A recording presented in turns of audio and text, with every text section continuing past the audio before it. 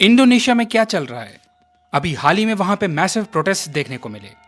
हजारों की तादाद में लोग सरकार के अगेंस्ट सड़कों पर उतर आए। इवन उन्होंने पार्लियामेंट में एंटर करने की कोशिश की।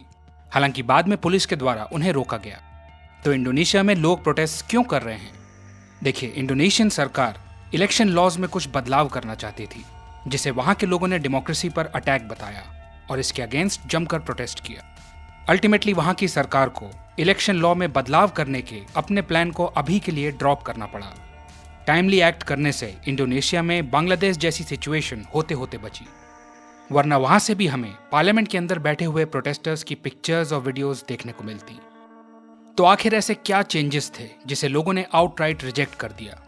चलिए समझते हैं। इंडोनेशिया एक साउथ ईस्ट एशियन कंट्री है। ये वर्ल्ड की 4th मोस्ट पॉपुलस कंट्री है। यहाँ की आबादी लगभग 28 करोड़ है। यहाँ के मौजूदा प्रेसिडेंट जोको विडोडो हैं। ये 2014 से इंडोनेशिया के राष्ट्रपति हैं।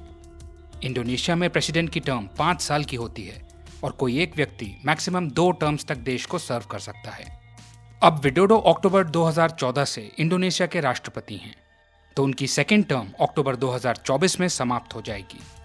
तो लोगों का मानना है कि वो जाते जाते इस बात का इंतजाम करना चाहते थे कि उनकी पॉलिटिकल डायनेस्टी आगे बढ़ सके। बेसिकली वो अपने बेटे के लिए आगे की राह आसान करना चाह रहे थे। विडोडो का 29 साल का बेटा सेंट्रल जावा में डिप्यूटी गवर्नर का चुनाव लड़ना चाहता है। अब इंडोनेशिया के कोर्ट ने रिसेंटली एक जजमेंट देते हुए रीजनल इलेक्शंस में नए एज और एलिजिबिलिटी रूल्स सेट कर दिए। इस रूलिंग की वजह से विडोडो का बेटा चुनाव में खड़े होने के लिए इनएलिजिबल हो गया। तो अब वो डेप्यूटी गवर्नर की पोस्ट के लिए कॉन्टेस्ट ही नहीं कर पाएगा।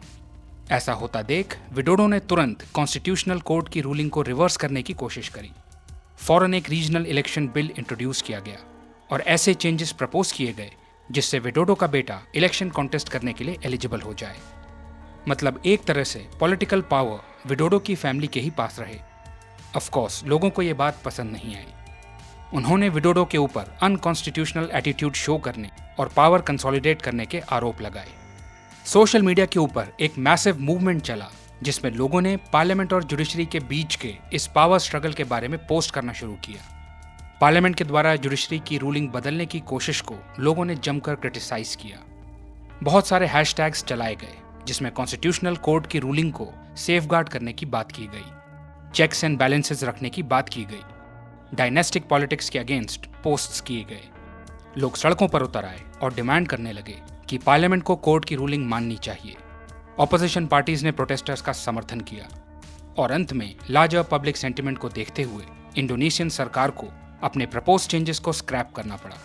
तो अभी के लिए विडोडो का पॉलिटिक्स में अपनी डायनेस्टी इंस्टॉल करने का प्लान सक्सीड नहीं हो पाया है।